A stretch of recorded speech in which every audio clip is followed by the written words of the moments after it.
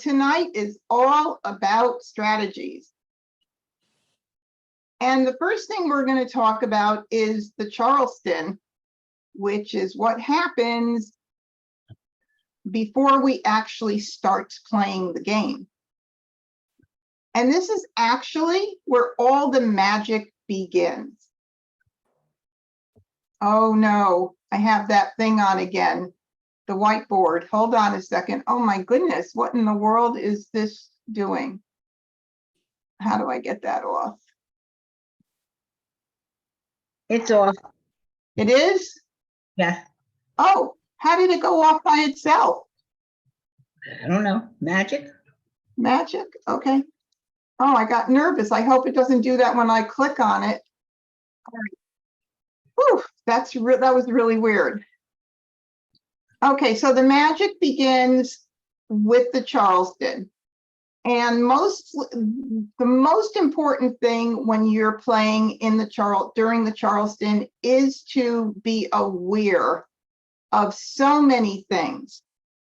One of the main things to be aware of, in my opinion, is where you place your tiles when you get them. Now, a lot of these things that we're going to be discussing tonight are pretty advanced when it comes to strategy. Some of them might not be, but a lot of them are pretty advanced. So if you aren't already trying some of these things, consider taking step by step and doing it. And by the way, this presentation will be up on YouTube so that you can rewatch it. And for anybody who's attending tonight, I'll be happy to send you a PDF of this presentation. Just send me an email and ask me to please send you the PDF presentation to it. So what do I mean by where do you when I ask, where do you place your tiles? Well, when you're receiving a pass on the Charleston, if you look at the tiles and you just take a look at them and you say, gee, I don't need these at all. You verbally say this, I don't need any of these, or gee, you missed me all around. Thanks a lot. And you go ahead and take those tiles and pass them on.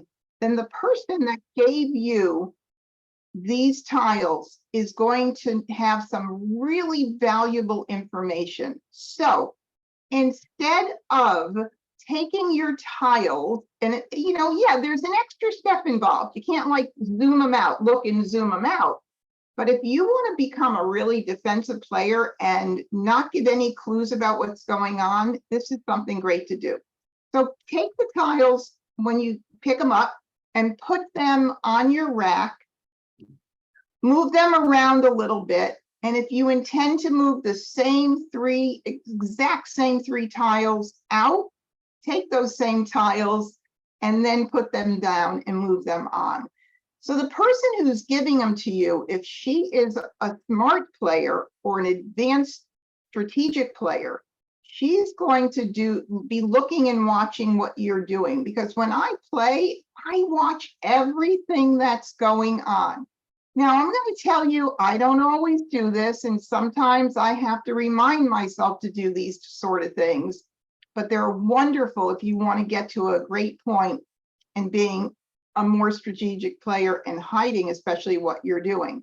Okay, now here's the other part of it. The other part of this equation is where do other people's place their tiles during the Charleston? Do they pick them up and move them right on when they've received them from you? And then, so let's say you're giving a first left, right? You know what you're giving. Okay, maybe you don't remember quite yet if you're a newer player, but you'll get better at doing that and you'll get stronger at doing that. And you really have to practice it.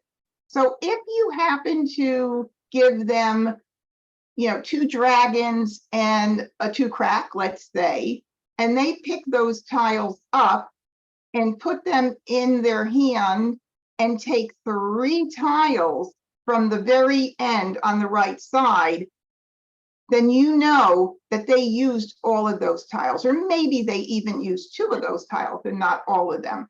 But this is kind of fun. So if you're not doing this already, try it out and see how it feels to just take your tiles and mix them up in your hand a little bit and then move them out. Whether you need them or not, it's a good idea to try it. And then practice watching what other people are doing. So here's the question: do you pass them on without racking them? So that goes along with this: where do you place your tiles?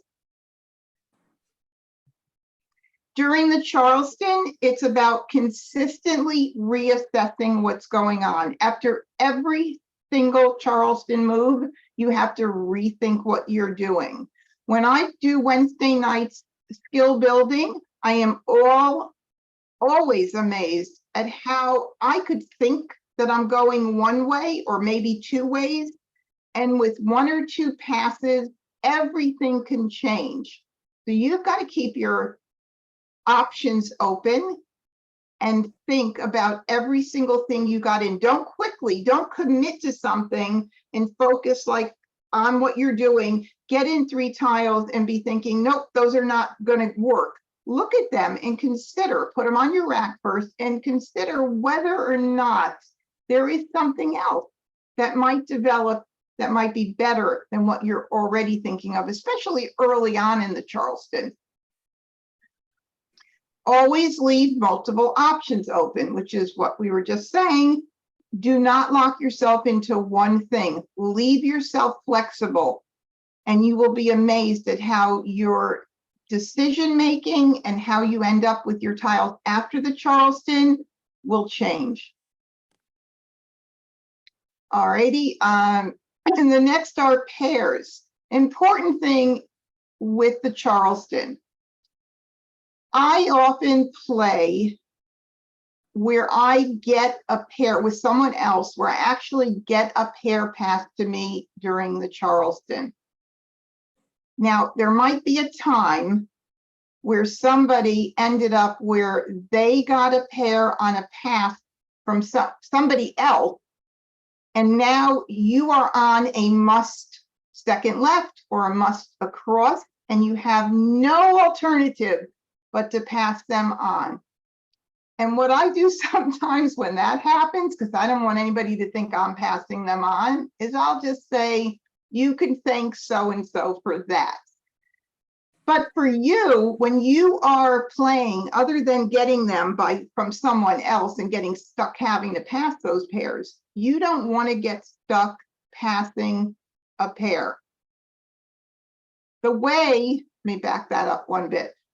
The way to do this is by every time you get a pass in and you have a pair in your hand that you're not going to be using, you've got to think about that next pass. Is it a must pass, or is it a pass where you can do a blind? And if you are not going to be using that pair, you need to break it up before you get in more tiles toward your hand that's going to prevent you from passing on this pair. So it does take a little bit of thinking and working it out, but it's very important. Because why is it so important? I've gotten pairs in my hand that have changed the trajectory completely of what I was playing, and I was able to take those pairs and actually work on a better hand than I had started with. So just think that through.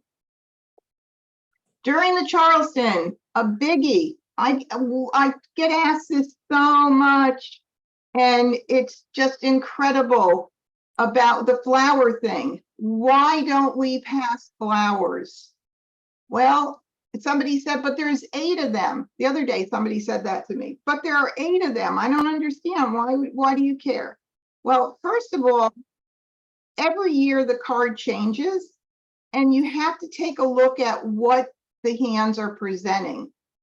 Now, interestingly enough, last year's card and this year's card are very different regarding flowers. However, the same rule applies to me. I don't even know if there'd be any card where a different rule would apply to me, because there are so many hands that need flowers. Whether it was last year's Ponga flowers, where there were 2 in many hands, or this year where there's more pairs You do not want to pass a flower because it is giving a gift to your opponent.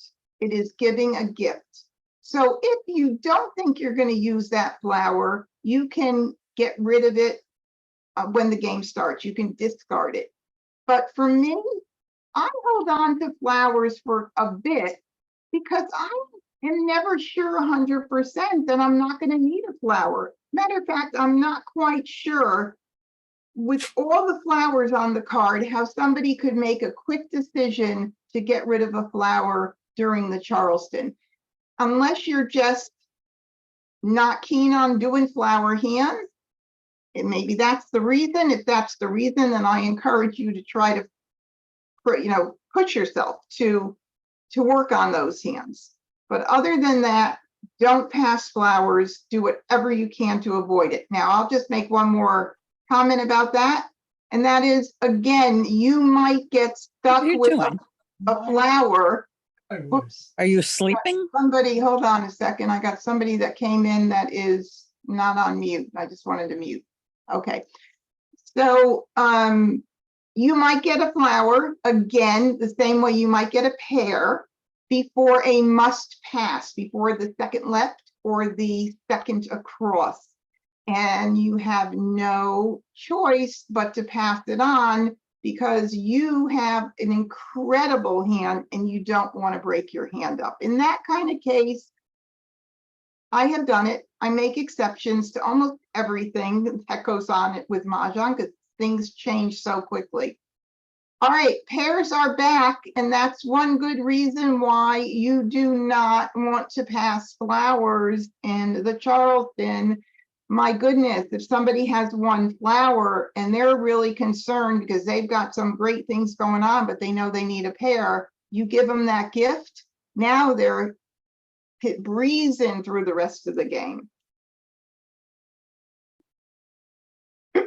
All right, let's talk about wins and dragons this year and how to be strategic about that. Wow. Okay. I did this 2023 card review a while back and I did make a few predictions, but man, I'm telling you, I am predicting that wins and dragons is going to be the most popular category this year.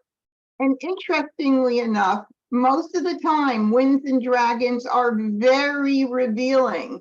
And it's very, once something goes up, you know exactly what's going on. This year, we have got so many pungs in these wins and dragons that you really don't know quite what somebody's doing. We've got pungs, we've got kongs, we've got a mix of everything there that really do, I mean, it's almost like there's only maybe one hand that I could think of where, or no, there's a couple of hands where when there's an exposure up, you may be able to tell what somebody's doing. But other than that, man, it's not as revealing as it was in previous years. And it's pretty darn easy this year. So if you, I don't know if you have your card out, but I just want to make mention about, for instance, line 1 is really a cool hand on the wins and dragons in that section, because it gives you the opportunity to use east and west pungs on the left side of the card on that first line, and it gives you the opportunity to do now north and south on the right side. So if you're just collecting a bunch of wins, you're just going to kind of go with where your strength is. Where are you getting more of the north or south or east or west? And then you get to choose which side of that line you want to do. It's amazing. Okay, the second hand under that section with the mini run, which is a pair Kong run. I'm telling you, that's great. Even though it looks like it would be a hard hand to make because of the pairs, it's not that hard. For one thing, with the two pungs for the north and south or east or west, you can hold off a bit from committing and calling to those if you want, to make sure you get more sets for those pairs. But what would be the worst thing that could happen? If you collect all the wins, if you're playing this particular section, which I recommend if you are, what's the worst that happens? Your pairs go out, then you could pop into one of the other hands on the card. So it's really a fabulous hand, in my opinion. Okay, so what happens now when you're playing a Winds and if you're not playing a Winds and Dragons hand during the Charleston, you're going to want to break them up. You do not want to pass multiple wins, and you want to watch very carefully about whether you're getting them back or whether you're not seeing them anymore.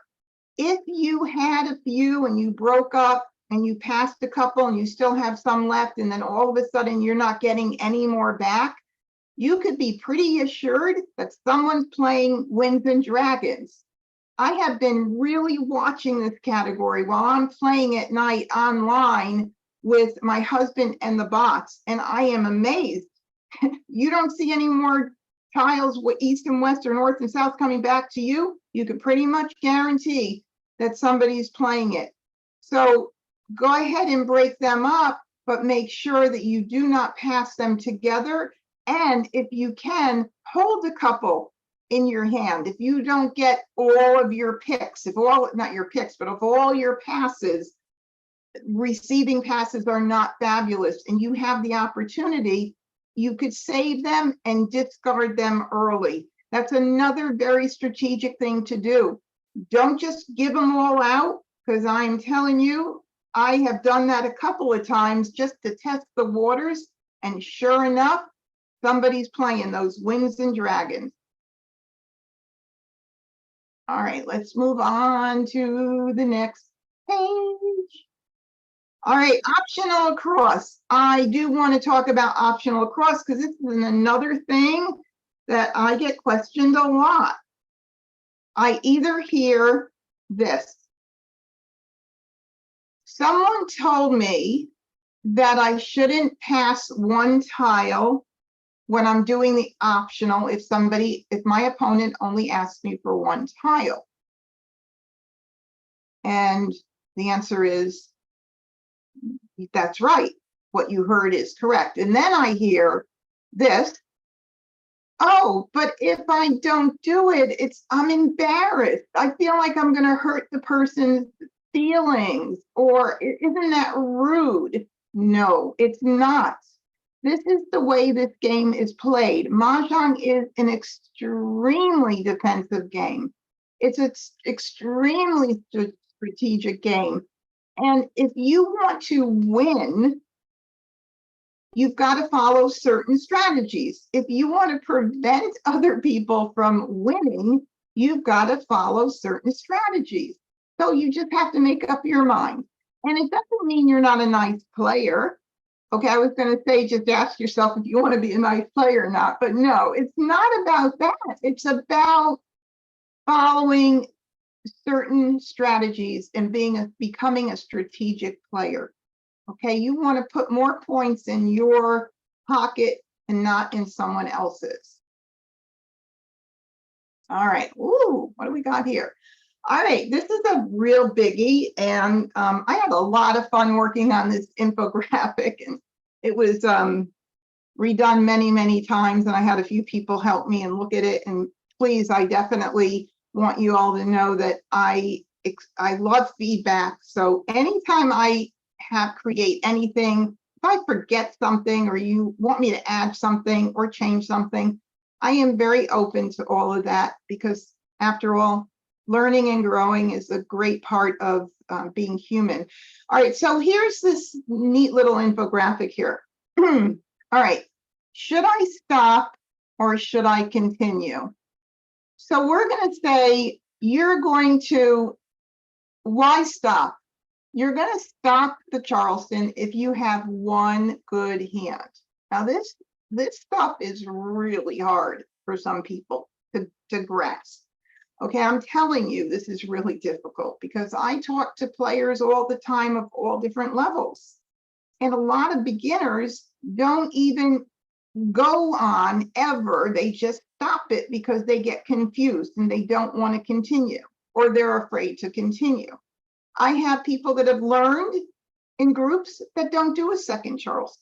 Oh my, that's a little crazy to me. But anyway, if you have one good hand, and if you have one hand, you'll have a greater chance of winning. So that would be, okay, so why stop here? Now you're going to say, stop if you don't have 3 tiles, okay, you're gonna stop, okay? If you clearly have one hand to play, you're gonna stop. And the why is because you have one good hand and you have a greater chance of winning, okay? Now, you're going to continue if you have 3 tiles to pass. You're going to continue if you are torn between 2 hands. What do you do if you're torn between 2 hands? You're going to choose the hand that makes the most sense. What hand do you have the most opportunity of being able to call groups on? Are you more set with one hand to call pungs or kongs? Or is there one hand that you need 2 pairs in and it's a little riskier? So that's what you're going to think about. You're going to pick one that makes the most sense. So if you're torn between 2 hands, you're going to choose an easier hand with hope to get more tiles in the second Charleston. If you have 3 tiles to pass, and it'll give you an opportunity to add more tiles to your hand. These 2 things are the biggest reasons to continue.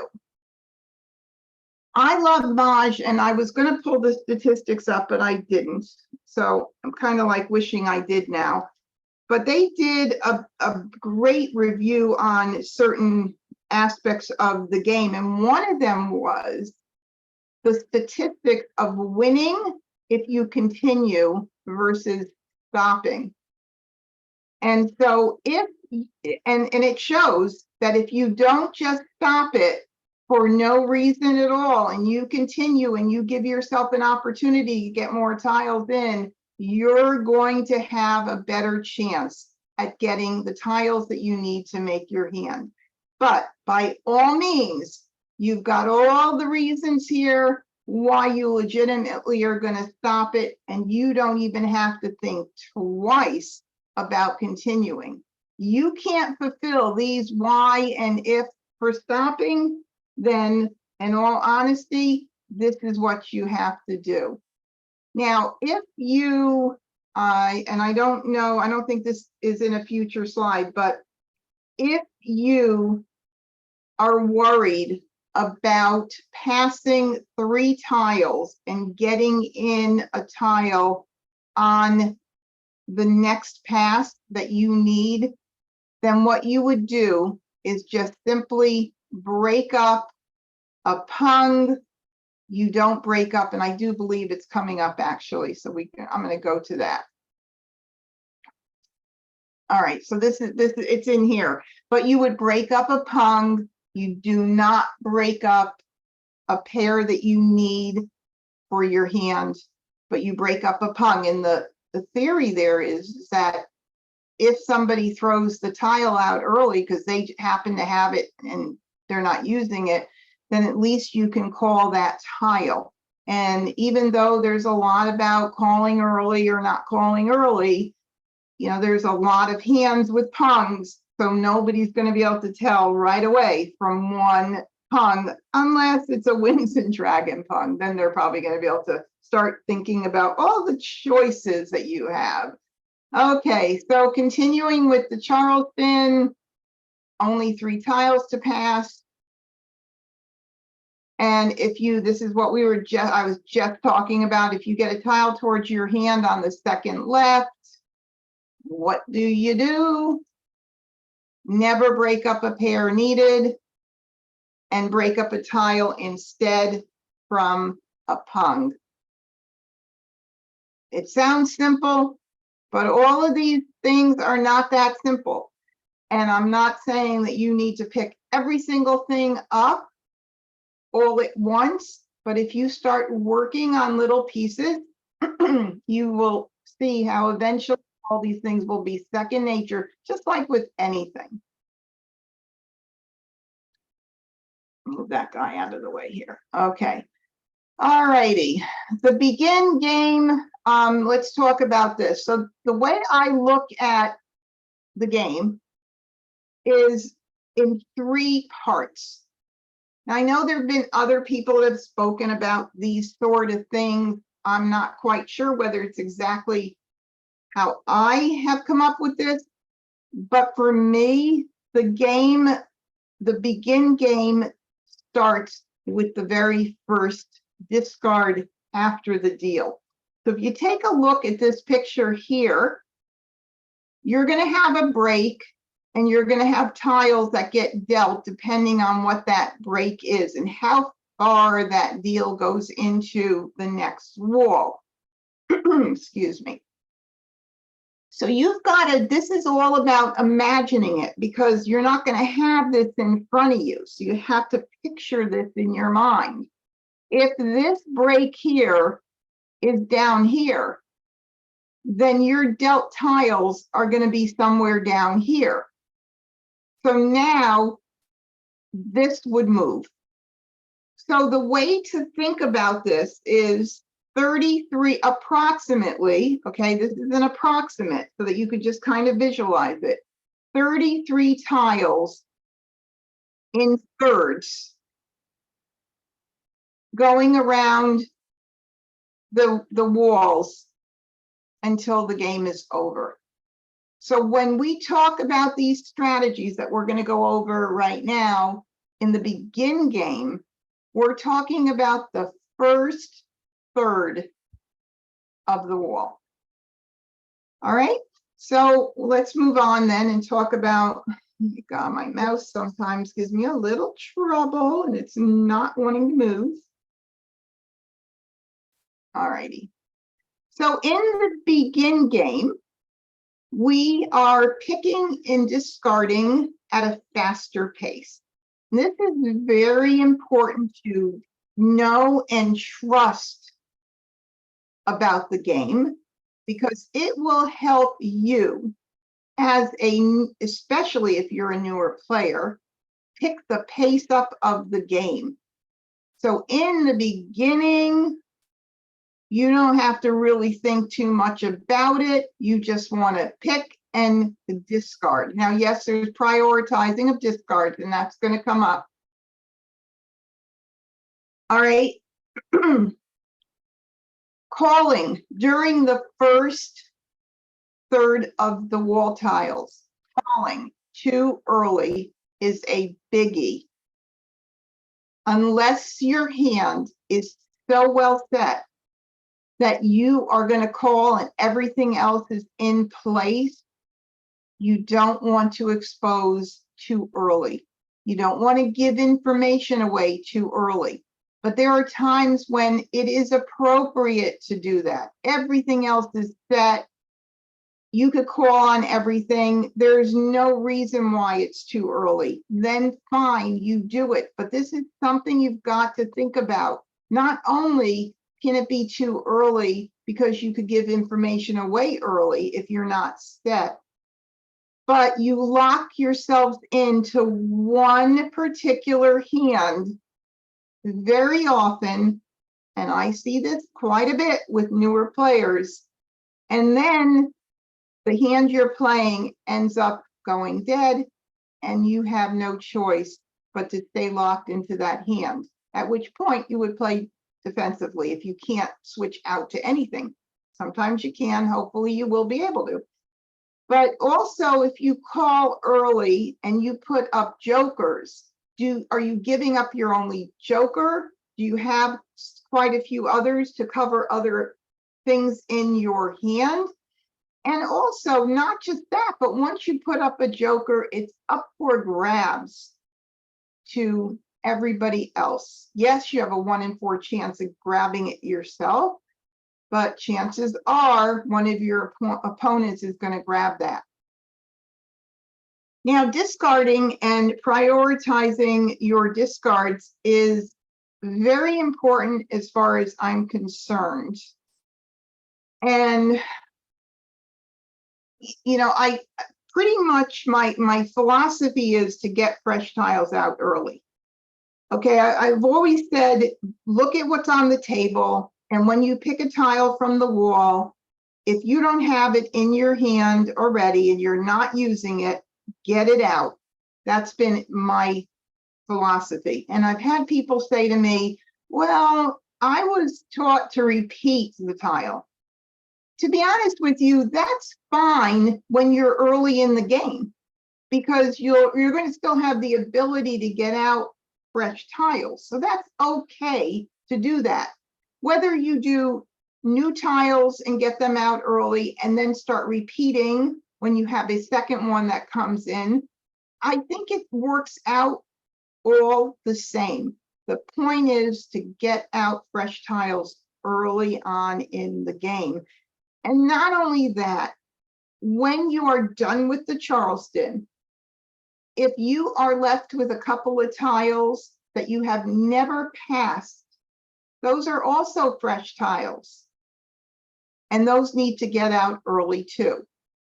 And just to be sure that you guys understand what I mean when I say fresh tile, when people are not ready to call, or a player says to themselves, you know what, it's too early. It's too early for me to call yet. I'm not ready. I'm not ready. And you send a tile out and they look at that tile and they have to think about it. And they're like, no, no, no, it's too early. It's too early. I've got to wait. I've got to wait. You've gotten out one tile toward their hand and you forced them to make a decision. Just like you have to make a decision when somebody else knows how to get those fresh tiles out and you see your tiles go down, and you've got to stop and you've got to really think about it. Is it too early? I'm going to give you an example of, because this is a great time to do it. The second hand under Winds and Dragons, which I really love it, and I do play it quite a bit. Not on purpose, it just happens to work out when I have some dragons and everybody's giving me dragons. Why not? Because, or I would say you could do this with any hand with a pung that you're pretty well set. If you wait on calling a tile until the next one goes out, or let's say you have one east and you let one go out because you've got a lot of the other stuff set, and you let one more go out, and then you call the third one and put it up, right? Now, nobody has, I should say, if you call and put it up with jokers, okay? If you wait and don't use those jokers in that pung, now you've taken away the opportunity for someone else to grab the jokers. And I do that quite often, I'm finding. I'm having actually a lot of fun with it, and it works out. Now, you can't do this if your hand is all over the place. You've got to really know where you're going, and you've got to really feel good about the rest of what's happening. And then you could take a little bit of time to wait. You don't know if you're going to get jokers in, you might. You don't know if you're going to get other natural tiles in that go toward that, but you could wait. You don't have to force yourself to call the very first one if you're playing a pung, or sometimes even the second. So a lot of times when I'm working on these strategy things, I try these things myself. And several times over the past couple of days, I have held on and not called on those pungs in the Winds and Dragons left side, right side of line 2, and was so pleased when I called and no jokers were available. Nope, all the natural tiles are out on the table already, and nobody can grab those jokers. Yeah, I can't either, but again, you want to do that if your hand is in very good shape. But again, a 1 in 4 chance is not as great as you think when you're playing against 3 other people that have that opportunity. All right, the second one is another thing that I've kind of put into play in the past couple of weeks. During the Charleston, if you had a pair in your hand that you did not need and you ended up breaking up, you could hold on to it a little bit and see if somebody else throws that tile and the person who got that part of your pair calls it and puts up a joker, and you get to do a joker exchange.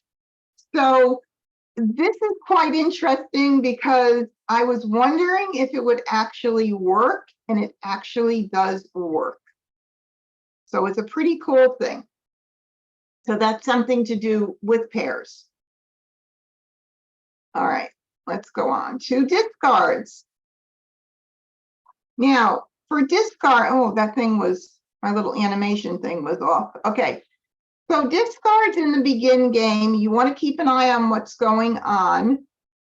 You don't have to look as carefully at everything that's going on as you would in the middle or end game. But for you, you want to keep an eye, because if you're playing a hand or keeping your eye on a couple of hands and one of them requires a pair, you are definitely going to want to keep a record, a mental record of what's going out in every phase of the game. So you definitely got to keep an eye on discards. Okay, now the middle game. So here we have the same diagram, but we have the middle 33 tiles, or the second 1/3. Again, this is an approximation. If you want to count them, I got kind of close. But, you know, remembering that each starts with 14 tiles and everybody else starts with 13, I didn't make this exactly to the game as far as that goes, but it's really close. And it just gives you a visual of what you need to look for. So now we enter into the middle game, and things are going to change up in the middle game. Pick and discard is still at a fairly fast pace during this phase of the game. Yeah, you might pay attention a little bit more, but you don't need to be slowing it down a lot. Matter of fact, during this phase, if you see somebody has exposures up and you know what they need, you need to get your tile out ASAP. You need to get it out. No questions asked. Because at that point, you're going to ask yourself these questions. Do I want to win? Or do I want to break up my hand? If you are worried about throwing something in the middle game that's going to cause somebody to call a tile for exposure, or even worse, call Mah Jongg, if that were the case, then you might as well just break your hand up and play defensively, right? So you don't want to prevent yourself from making Mah Jongg. And by holding other people's tiles through this phase of the game, you're going to get yourself in a pickle, because by the end game, the last third of the wall, everybody's going to be in a much better position, and you could be even more guaranteed to give somebody Mah Jongg. I would much rather all day long give somebody a tile that they call and expose than wait and hold off and give them Mah Jongg. All right, so calling during the middle game, it still may be too early. Again, it's all going to depend on your tile, how well set you are. By this time, chances are there may not be as many jokers, as many natural tiles available to switch out for jokers if you put them out. So you do want to think about that. But during the middle game, you're probably going to be set and pretty much ready to start calling. But you want to look, you still want to look about it. Okay, so discard, you're going to start looking at, and you're going to start keeping track even a little bit more closely, especially when it comes to your own hands.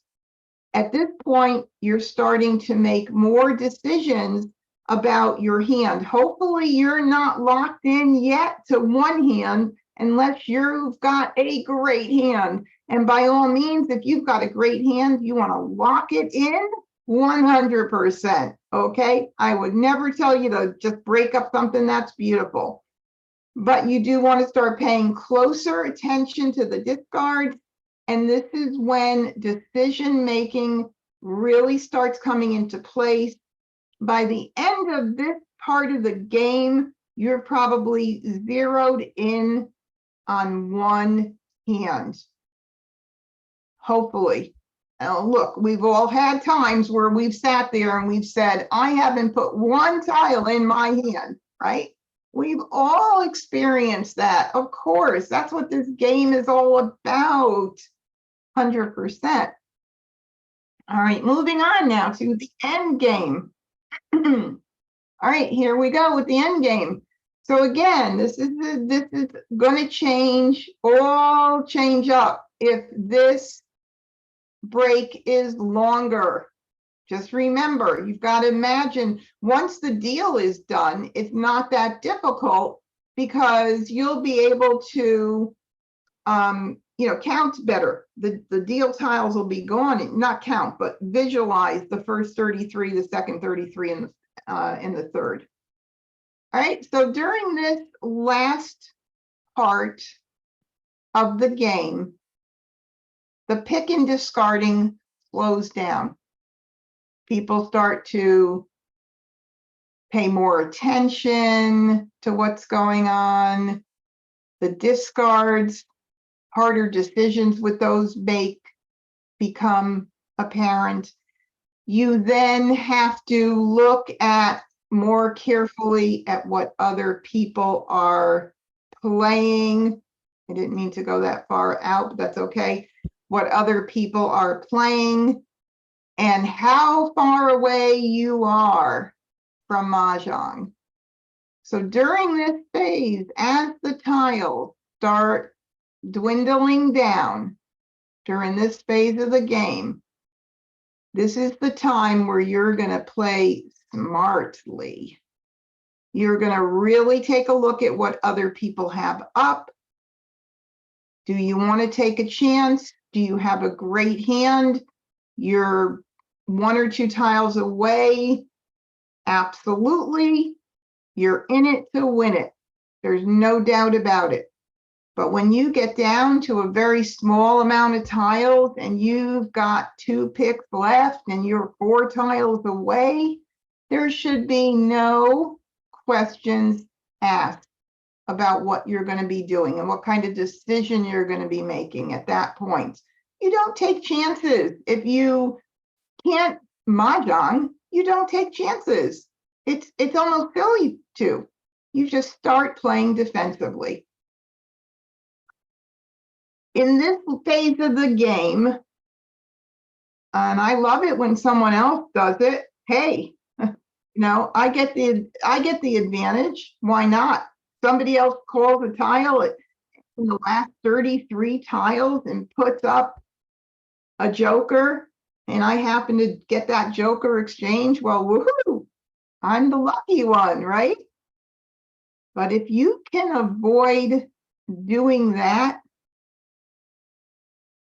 that would be an advantage and a reason to play defensively. And again, what you would have to do is decide, how close are you? Is that call going to put you ready, make you ready to Maj? And if it is, then that will be what's important to you to win the game, because there's still enough tiles left in the wall. Don't forget that too, for you to win. But if you're doing it and you've looked on the table and you see that all of your tiles have gone out for the pair that you need, Why would you do it?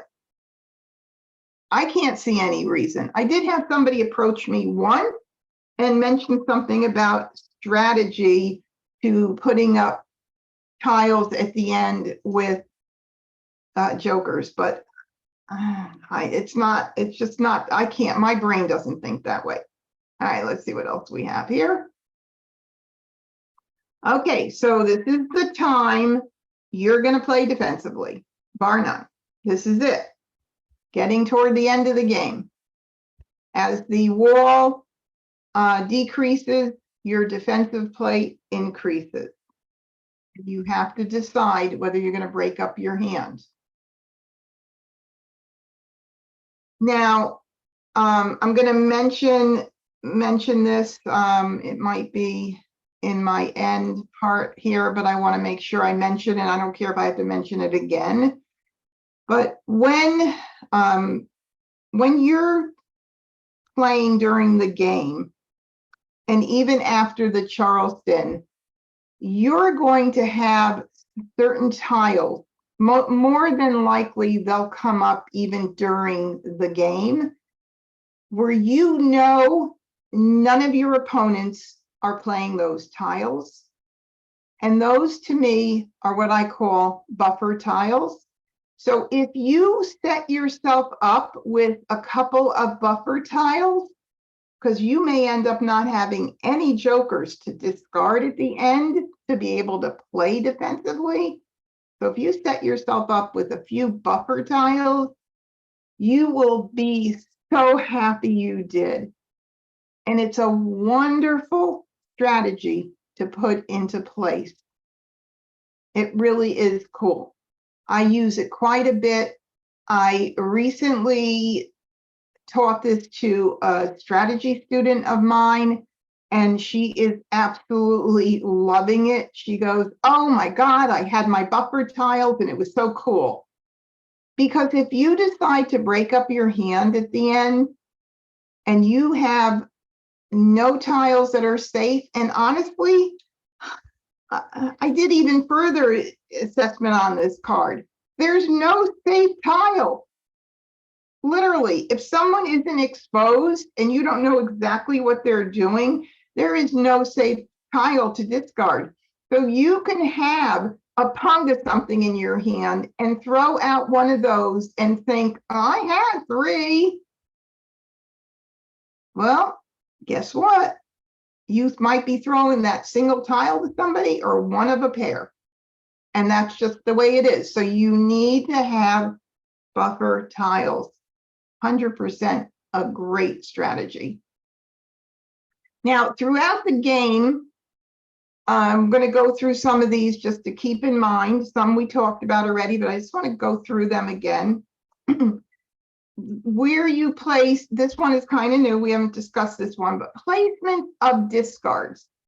When you are picking and discarding your tiles, they should be, the American Mah Jongg version is meant to be played with the tiles all mixed up and messed up all around the table, facing up, of course.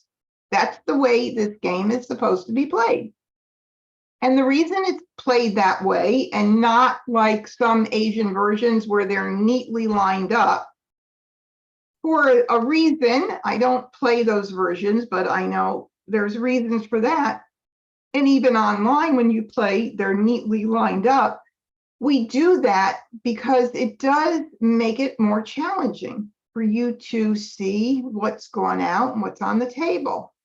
So if you place your discards right in front of your wall, when Debbie is playing with you, she's going to be able to figure out a lot about what you're doing.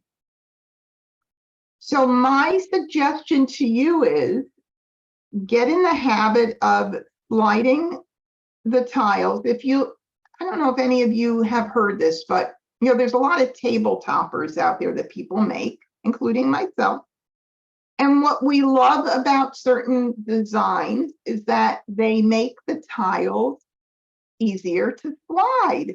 Well, that's the reason, really, one of them, and also in the Charleston. but they make the tiles easier to slide. They don't get stuck in their place. Somebody did say to me not too long ago, I think that's really rude. Why would somebody want to mess you up to push the tiles out so you can't see what they just discarded? Well, you're supposed to really be paying attention. So if you need to follow that tile where it ends up, the board is not big, the table, I should say. The table is not all that big, okay? So somebody's gonna keep their eye on that, but everybody should be keeping their eye on that because we need to listen and we need to watch. And those are two really, really important elements of this wonderful game. So try not to put them right in front of you, please.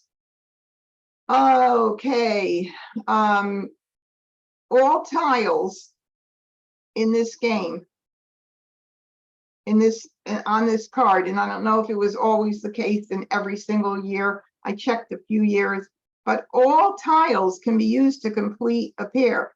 So if somebody is not exposed, okay, this is not when somebody is exposed because there's several hands with one exposures that you know what they're doing. There's many, many hands with two exposures and pretty much 3 exposures, it's a dead giveaway.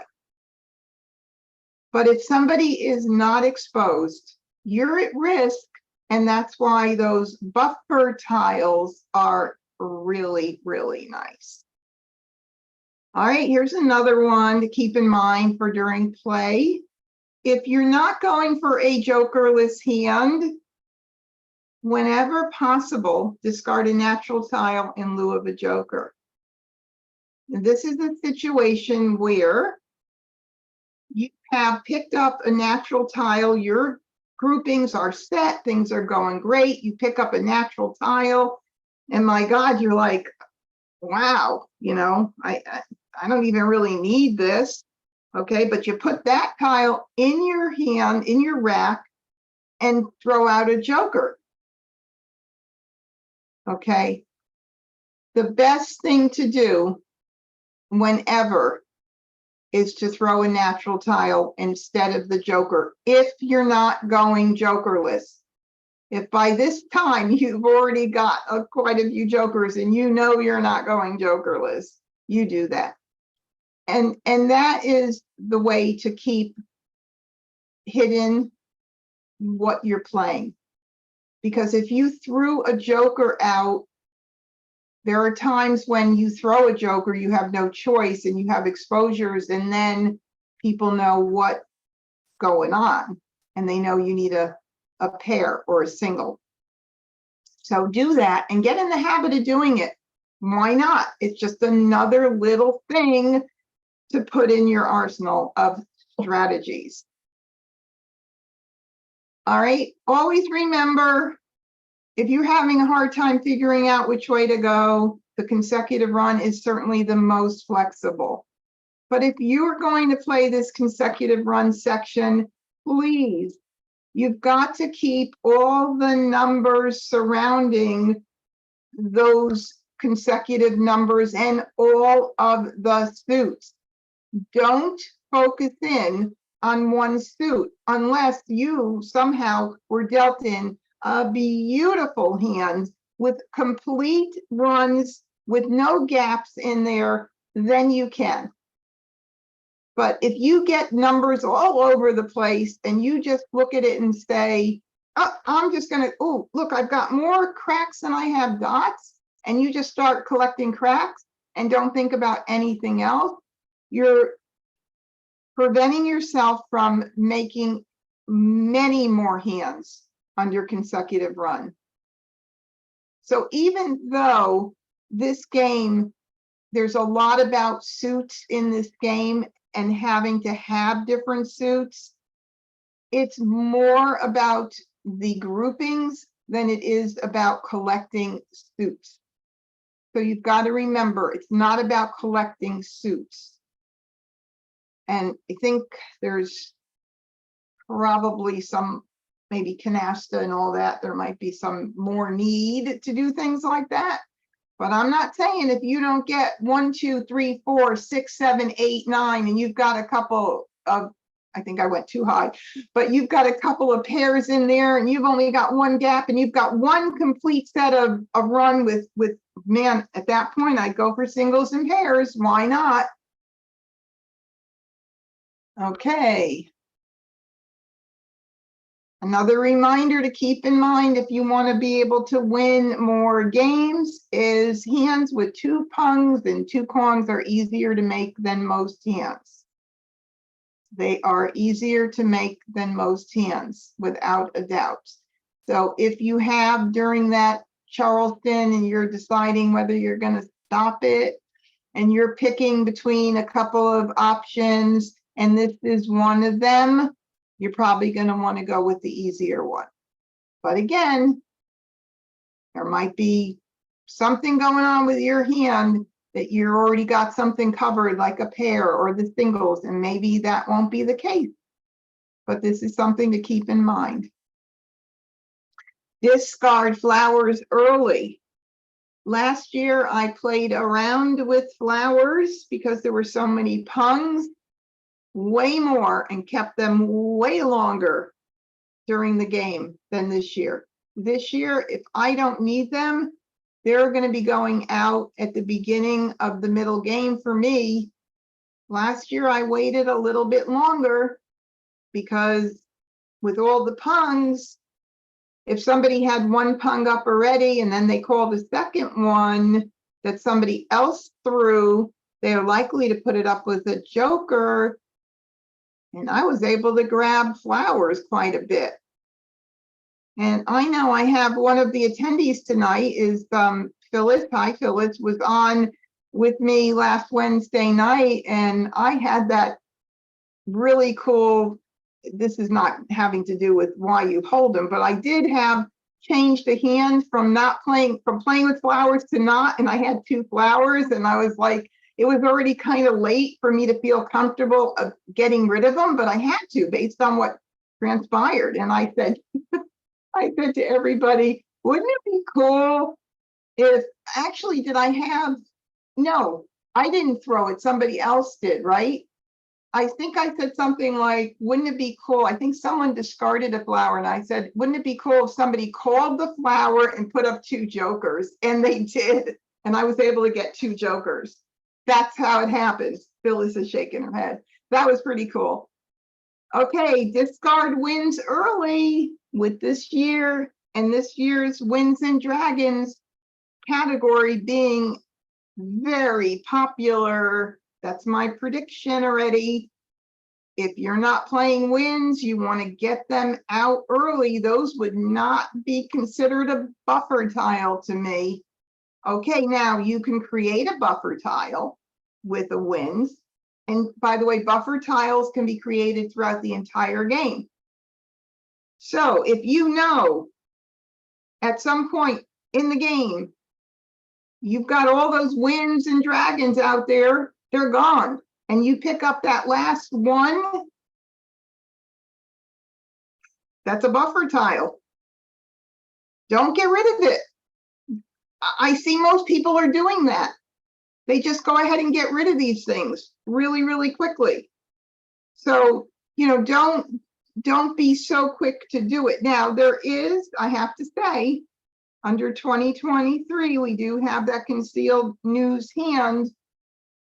So if you don't see or know that somebody else is playing 2023 and they've got 2s and 3s up and you're sure about it, you may not be able to hold it for a buffer tile.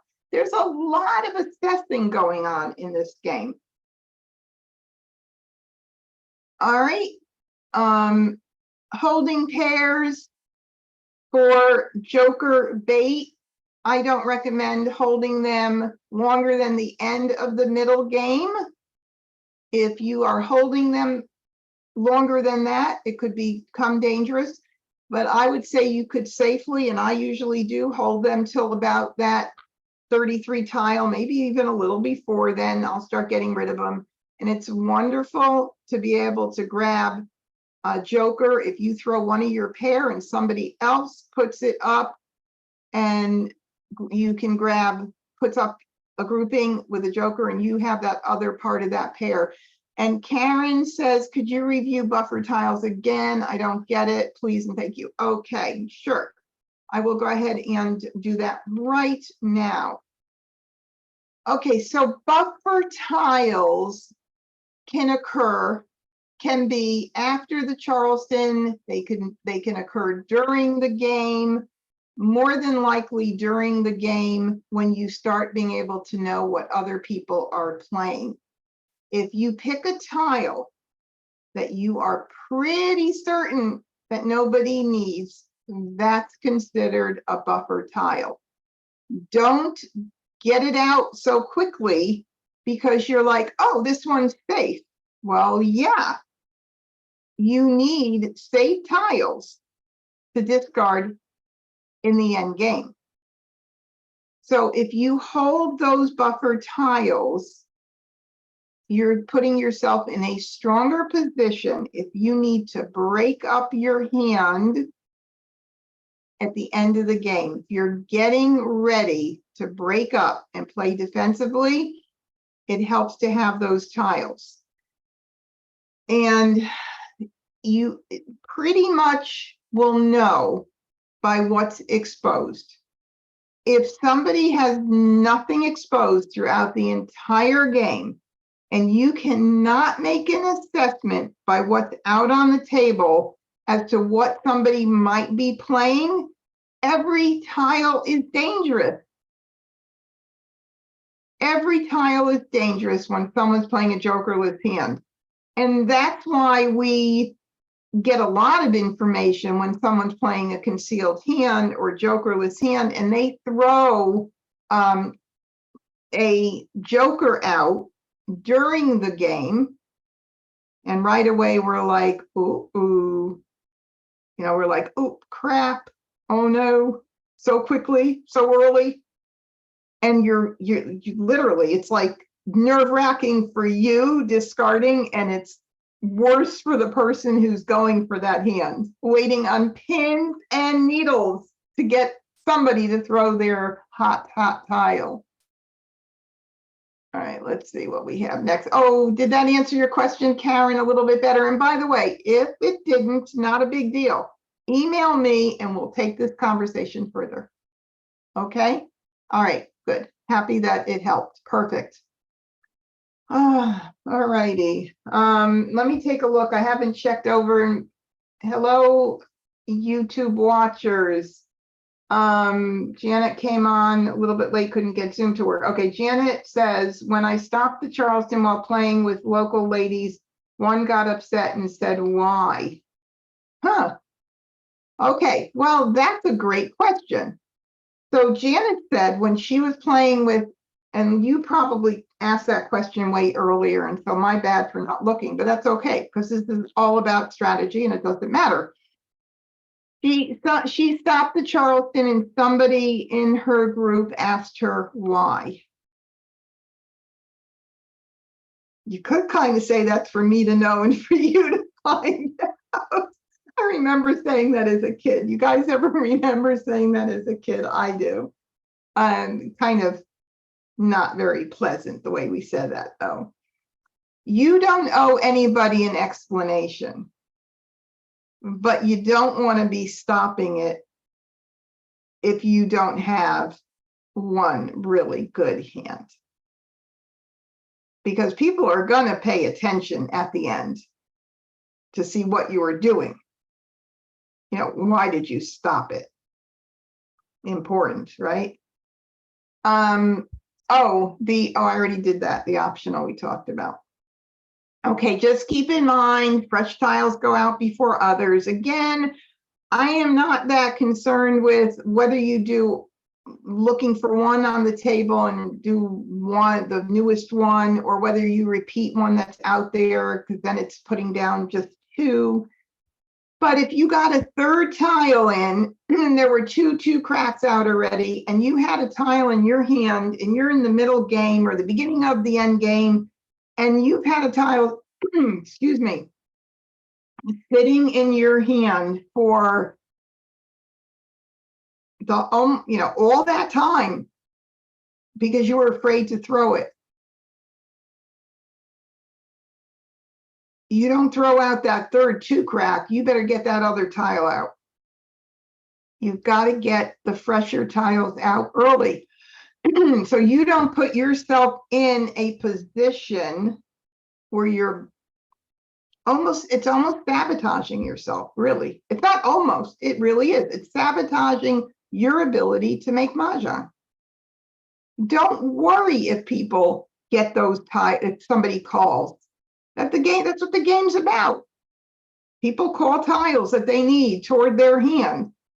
But if you hold the tile for very long and toward the end, your hand is now finally come in beautifully, just beautifully your hand came in. And now you're like, oh, you're saying to yourself, oh God, what do I do now? I know some of you have been in this predicament, right? Honestly, I'm going to put the email address, Carol, in the chat. If you're in that predicament, yeah, you got yourself into that predicament. And now the question is, do you take a chance and get that tile out? Because you do have, you're only going to do it, number one, if you have a good chance of winning. If you don't, no.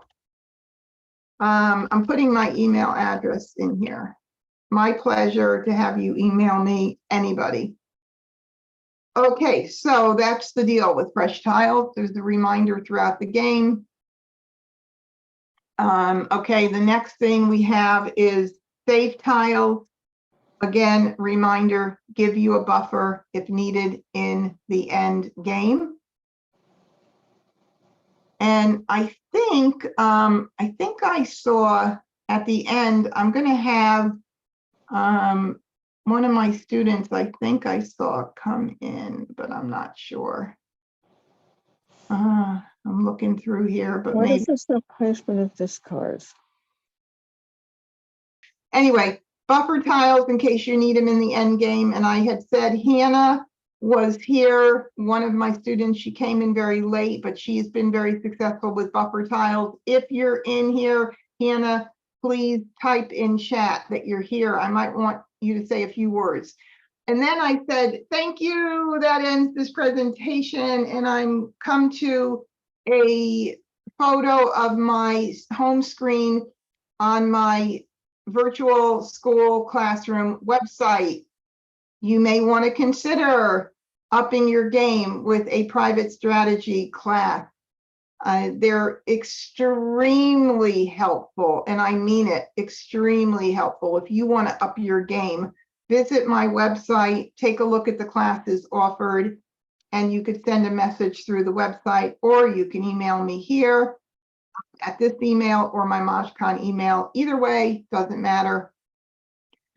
And I do want to say that for those that are watching, oh, Hannah's actually coming back in. For those that are watching and you want to rewatch the replay on YouTube, it should be up within a day if you want to share it with your friends. But if you haven't subscribed to my YouTube channel, it's growing and I'm so appreciative for that.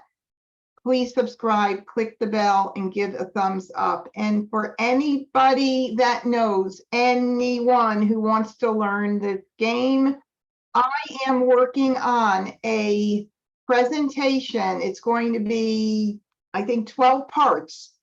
And it's from A to Z, learning this game in small bites. So the videos are not going to be huge and overwhelming. And it should be up, I'm hoping, within a couple of weeks. I'm working on it diligently. But if you know anybody, send them to the channel. Tell them to go ahead and subscribe, click the bell, because then they'll get notifications when those videos go up and will be connected. Now, if anybody has any quick question, please. Oh, Phyllis said goodbye. And Hannah is trying to come in again. So if you guys stick around for just a little bit and you want, I'm going to ask Hannah. I think she's been having connectivity issues because she had come in, she went out. Let me see if I can unmute her. Oh, that's not Hannah. I think Hannah got popped out again. Oh, Hannah. All right, well, I think she's having connectivity issues. Yep. She's been in and out about 3 times. Thank you for watching on YouTube. Thank you for joining me on Zoom tonight, everyone. It's been a pleasure. And I will see you again. I hope you join me on Wednesday night skill building, Wednesday night evening skill building sessions. Oh, Hannah's back in again. Let me see if I can get her to unmute. Hannah, if you hear me, unmute yourself. Nope. Hi, Debbie. Oh, there she is, finally. Hi, Hannah. I was just wondering, I know you came in a bit late and then you were bumped off a little bit and came back in. Right. But we talked about the buffer tiles, and I know that you started using some buffer tiles, and I wanted you to, uh-oh, she left again, I think. Okay, if you might want to say a few words about them, you don't have to. I don't want to put you on the Oh. spot. No, I thought you gave a very good explanation, and that has been a great strategy. It has made me feel more comfortable, as the game proceeds, because I realized, oh, I have the save tile. But I thought you do have to be careful still throwing out one wind, even though. Yeah, we lost you, Hannah. You froze up. I'm going to stop sharing so I could get big again. Okay. You hear me? Yes, I can hear you. I still think, and I learned this from you, that you have to still be careful with throwing out a wind, even if 3 have already been thrown, because there is that news hand, and people do use 2 or 3 jokers in a hand for a win. So that still kind of scares me. Yeah, it is. The win hands are so popular this year and much easier than in the past. And we have to be very much aware for sure of that section, no doubt about it. So we have to readjust. Right. And pretty But much Debbie, what I said earlier, and I don't know if you were on, is that, if somebody doesn't have exposures at all throughout the entire game, then nothing is safe, really. Nothing is safe. And that's the way it always is. Unless you're a good tile counter and you could figure out what somebody's playing. Exactly, right? Yeah. So, all right. Well, that's it. I think people are heading out now. But again, thank you everybody But for Debbie, watching tonight. Debbie, let me just say that you have given me some private lessons, and I have improved so much because you are such a good teacher. And today's class was very, very informative. So thank you very much. Thank you, Hannah. I appreciate you saying that so much. Thank you. All right. Well, I'm going to be signing off now. And good night, everybody, until I see you again next time. By the way, go to my Facebook group and look at the upcoming events. There's some really neat ones I don't want you to miss out on. Good night.